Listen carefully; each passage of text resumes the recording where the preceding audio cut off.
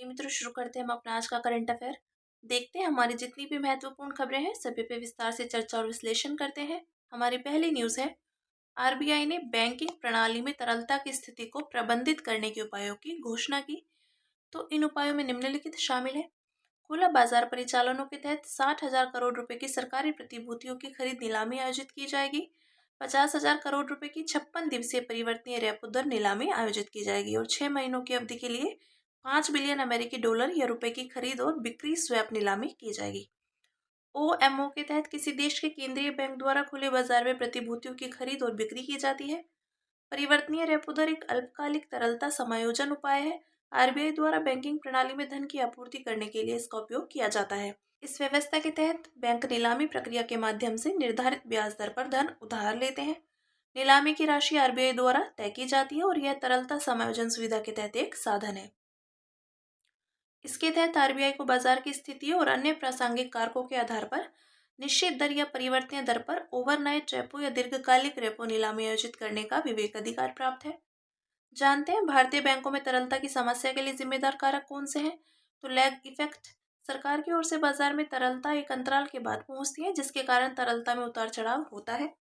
मुद्रास्फीति नियंत्रण उपाय, तो कभी कभी आरबीआई मुद्रास्फीति को नियंत्रित करने के लिए ब्याज दरों को अधिक रखता है। अन्य है, इसमें त्योहारों के दौरान नकदी की निकासी में वृद्धि होना, पिछले एक वर्ष में बैंकों द्वारा ऋण में दी गई राशि की तुलना में जमा राशि में धीमी वृद्धि होना आदि शामिल है।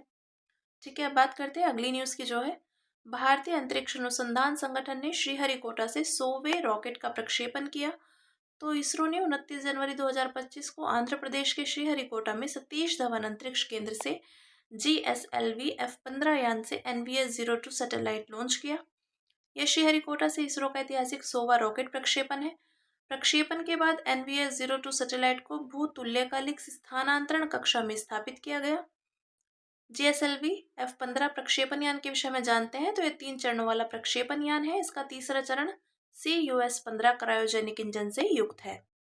ठीक है, देखते हैं NVS-02 सैटेलाइट के विषय में।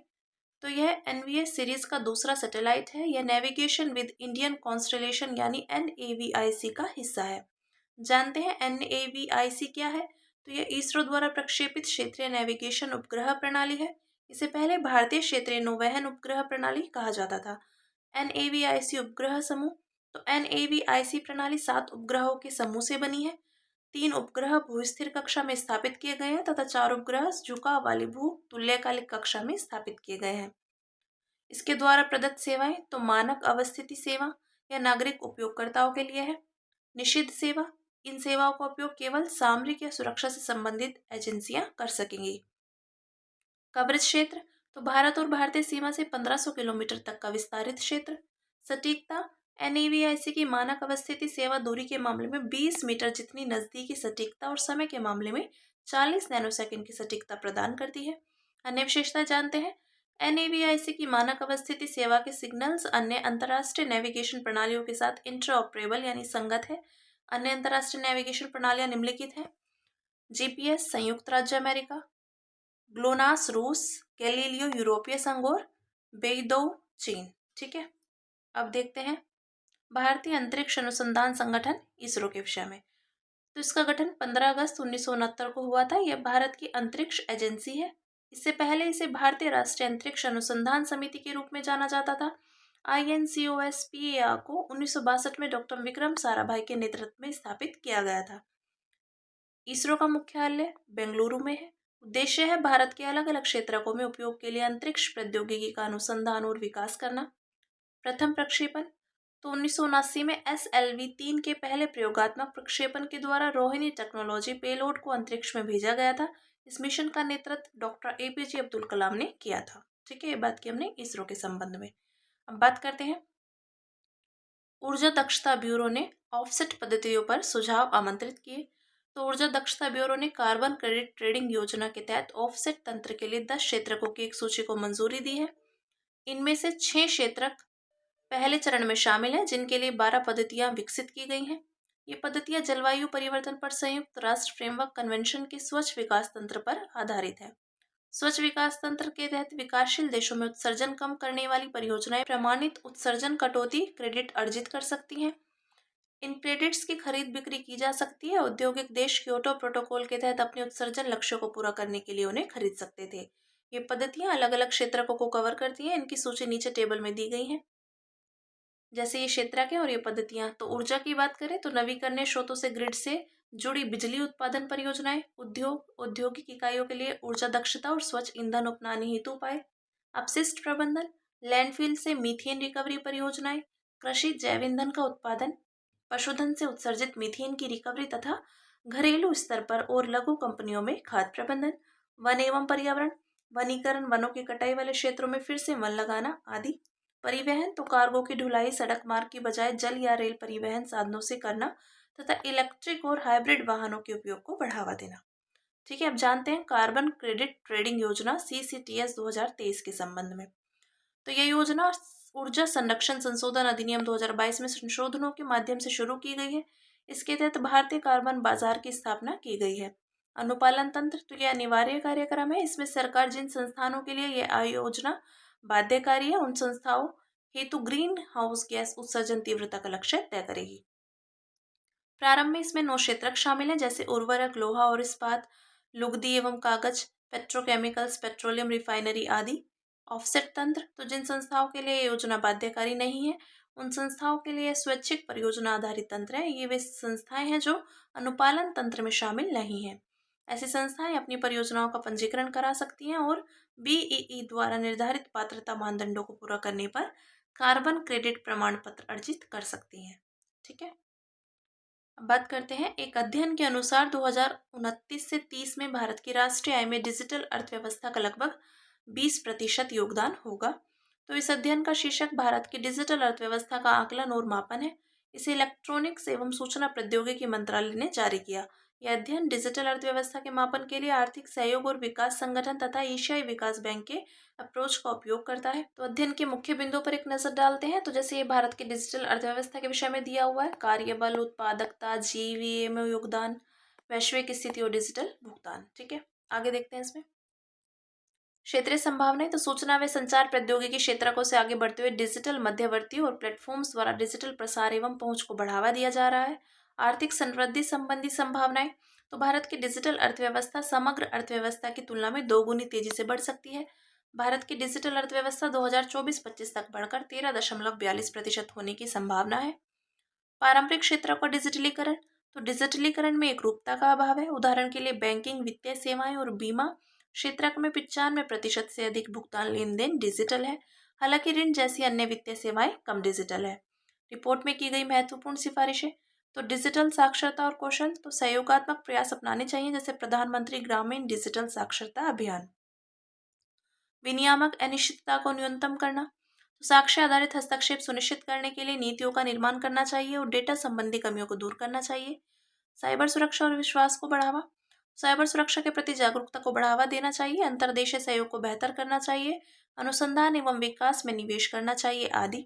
उच्च गुणवत्ता वाले ब्रॉडबैंड को सर्वव्यापी बनाना, तो उपकरणों और डेटा सेवाओं की वहनीयता सुनिश्चित करने के लिए आपूर्ति पक्ष के प्रयासों को मांग पक्ष के हस्तक्षेपों के साथ संयोजित करना चाहिए।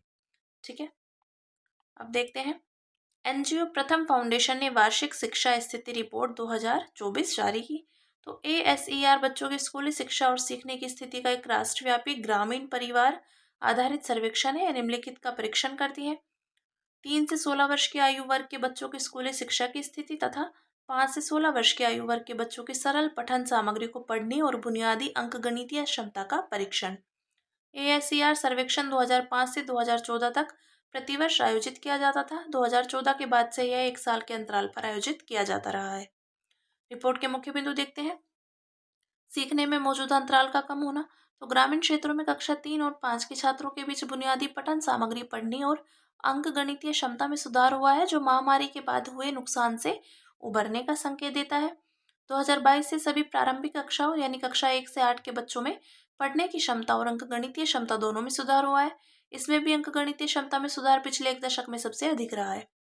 डिजिटल साक्षरता, तो 2024 में पहली बार इसमें 14 से 16 आयु वर्ग के बीच डिजिटल साक्षरता का एक नया घटक शामिल किया गया था। स्मार्टफोन तक लगभग सार्वभौमिक पहुंच, तो लगभग 90% लड़कियों और लड़कों के घर में स्मार्टफोन है।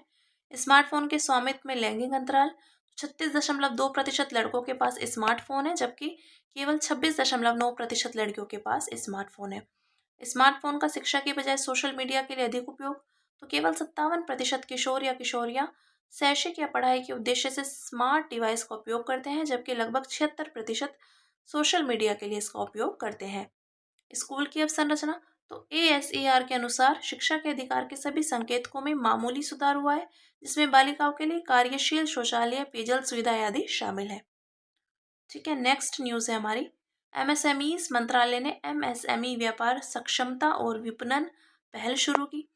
तो इसमें सूक्ष्म, लघु और मध्यम उद्यम मंत्रालय के rising and accelerated MSME productivity योजना के तहत लॉन्च किया गया है। RAMP योजना विश्व बैंक द्वारा समर्थित केंद्रीय क्षेत्र की एक योजना है। इसे MSMEs मंत्रालय ने 2022-23 से 2026-27 तक 5 वर्ष की अवधि के लिए लागू किया है। इसका उद्देश्य MSMEs मंत्रालय की मौजूदा योजनाओं की पहुंच को बढ़ाकर MSMEs के लिए बाजार वित्त और औद्योगिक उन्नयन की उपलब्धता में सुधार करना है। व्यापार क्षमता और विपणन के विषय में जानते हैं, तो इसका उद्देश्य है ONDC के माध्यम से डिजिटल कॉमर्स तक पहुंच को सक्षम करके MSME को सशक्त बनाना, उनकी बाजार तक पहुंच को बढ़ावा देना और व्यापार करने की लागत को कम करना।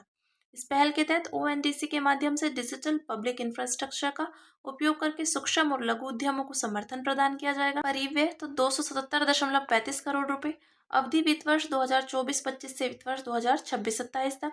लक्षित लाभार्थी 5 लाख MSEs, जिसमें 50% महिला स्वामित्व वाले MSEs होंगे। कार्यान्वयन एजेंसी है राष्ट्रीय लघु उद्योग निगम। पात्रता मापदंड, विनिर्माण या सेवा क्षेत्र के अंतर्गत वैध उद्यम पंजीकरण वाले सूक्ष्म और लघु उद्यम।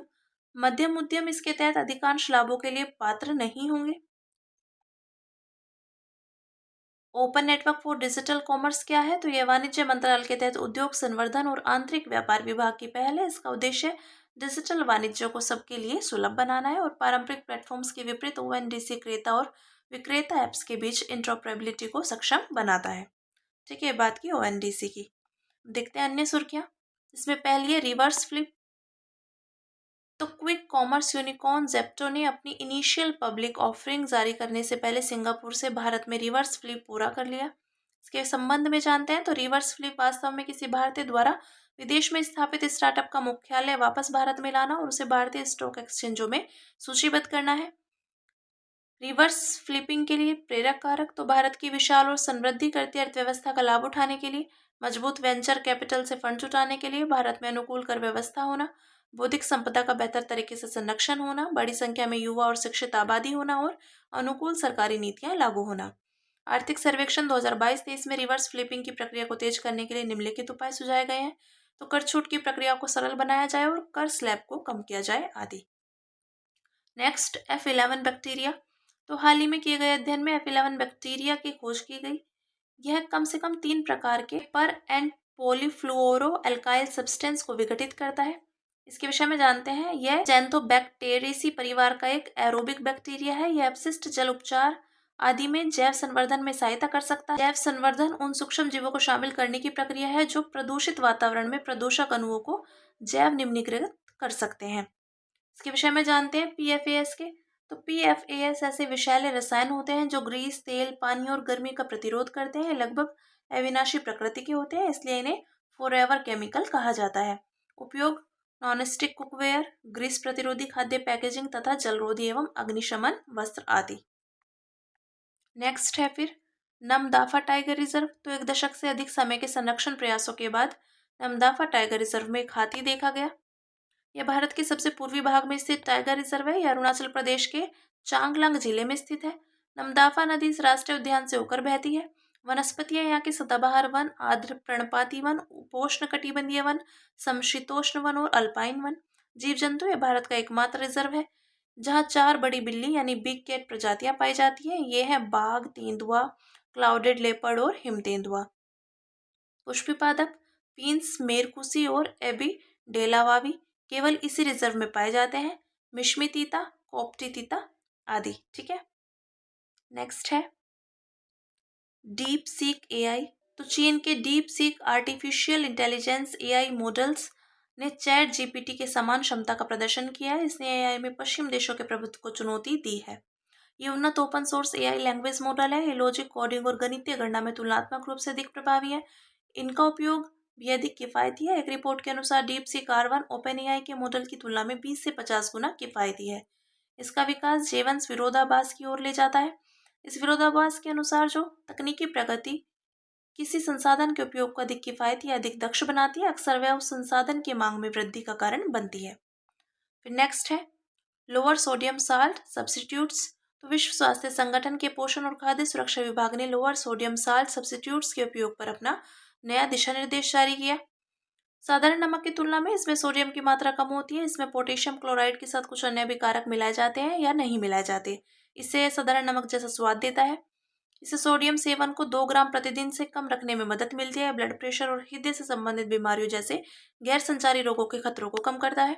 मुख्य चिंताएं, तो पोटेशियम युक्त LSSS हानिकारक हो सकता है क्योंकि शरीर में ब्लड पोटेशियम का बहुत अधिक स्तर कमजोर किडनी फंक्शन वाले व्यक्तियों के लिए खतरा साबित हो सकता है। नेक्स्ट है सिलिकॉन कार्बाइड। तो शोधकर्ताओं ने चंद्रमा की मिट्टी से सिलिकॉन कार्बाइड निकाला है। इसमें चंद्रमा पर आवास बनाने के लिए सिलिकॉन कार्बाइड आधारित मिश्रण निर्मित करने में मदद मिल सकती है। इसे कार्बोरंडम के नाम से भी जाना जाता है। यह सिलिकॉन और कार्बन की कृत्रिम रूप से निर्मित अत्यंत कठोर क्रिस्टलीय यौगिक होता है। गुणधर्म जानते हैं इसके, तो इसमें उत्कृष्ट ताप यांत्रिक विशेषताएं होती हैं। इन विशेषताओं में उच्च तापीय चालकता, उत्कृष्ट यांत्रिक गुण, क्षरण और ऑक्सीकरण के प्रति अत्यधिक प्रतिरोधकता आदि शामिल है। उपयोग अर्धचालक उपकरणों, mechanical seal, structural ceramic, heat exchangers, optical mirror, ballistic armour आदि के निर्माण में किया जाता है। फिर नेक्स्ट है बाय पैटर्नल चूहा। वैज्ञानिकों ने 2 नर पेरेंट्स से पहला वयस्क चूहा प्रयोगशाला में पैदा किया। यह भ्रूण स्टेट सेल में लक्षित इम्प्रिंटिंग जीन एडिट के माध्यम से संभव हुआ है। ESC प्लूरिपोटेंट कोशिकाएं हैं। इनमें भ्रूण के सभी अंगों या उत्तकों का विकास होता है। शोधकर्ताओं ने CRISPR, frame shift, mutation, gene विलोपन और रेगुलेटरी रीजन एडिट जैसी अलग अलग तकनीकों का उपयोग करके 20 इम्प्रिंटिंग जीन को लक्षित किया। इससे एकल लैंगिक प्रजनन में आने वाले बाधाओं को दूर करने में मदद मिलेगी। यह शोध एकल लैंगिक स्तनधारी प्रजनन में बाधाओं को दूर करने और पुनर्योजित चिकित्सा में सुधार करने की क्षमता को प्रदर्शित करता है। फिर नेक्स्ट है नागोबा जात्रा। तेलंगाना के आदिलाबाद जिले में मेसराम कबीले के आदिवासी गोंडा के एक पवित्र तीर्थ आयोजन नागोबा जात्रा की शुरुआत हुई। महाराष्ट्र, छत्तीसगढ़, ओडिशा और मध्य प्रदेश के मेसराम कबीले के आदिवासी लोग इस त्योहार पर प्रार्थना करते हैं। गोंड जनजाति के नर्तकों द्वारा प्रस्तुत गुसाड़ी नृत्य इस आयोजन का एक विशेष आकर्षण है। गोंड जनजाति के विषय में देखते हैं तो यह मध्य भारत में फैले लगभग 4 मिलियन लोगों का समुदाय है। इनका 1400 वर्षों का इतिहास दर्ज है। गोंड शब्द द्रविड़ शब्द कोड से आया है जिसका अर्थ है हरा पहाड़। ठीक है, फिर देखते हैं सुर्खियों में व्यक्तित्व है हमारा फील्ड मार्शल कोंडेरा मडप्पा करियप्पा या KM करियप्पा। हाल ही में फील्ड मार्शल KM करियप्पा को उनकी जयंती पर याद किया। प्रमुख योगदान देखते हैं इनके, तो उन्होंने स्वतंत्र भारत के पहले भारतीय कमांडर इन चीफ के रूप में कार्य किया था। हर 15 जनवरी को आर्मी दिवस मनाया जाता है। यह वह दिन है जब उन्होंने general sir Francis Roy butcher की जगह कमांडर इन चीफ के रूप में पदभार ग्रहण किया था। सैन्य करियर 1919 से 1953 तक वे भारतीय थल सेना में बटालियन की कमान संभालने वाले पहले भारतीय थे। द्वितीय विश्व युद्ध के दौरान उन्होंने मध्य पूर्व और बर्मा में अपनी सेवाएं दी थी। अपनी सेवानिवृत्ति के बाद उन्होंने ऑस्ट्रेलिया और न्यूजीलैंड में भारतीय उच्चायुक्त के रूप में कार्य किया था। सरकार ने 1986 में करियप्पा को फील्ड मार्शल की रैंक से सम्मानित किया था। मूल्य इनके नेतृत्व, ईमानदारी, देशभक्ति आदि। ठीक है, तो हमारी आज की जितनी भी महत्वपूर्ण खबरें थी हमने सभी पे विस्तार से चर्चा और विश्लेषण किया है। अब इसी के साथ मिलते हैं कल अपनी नई खबरों के साथ।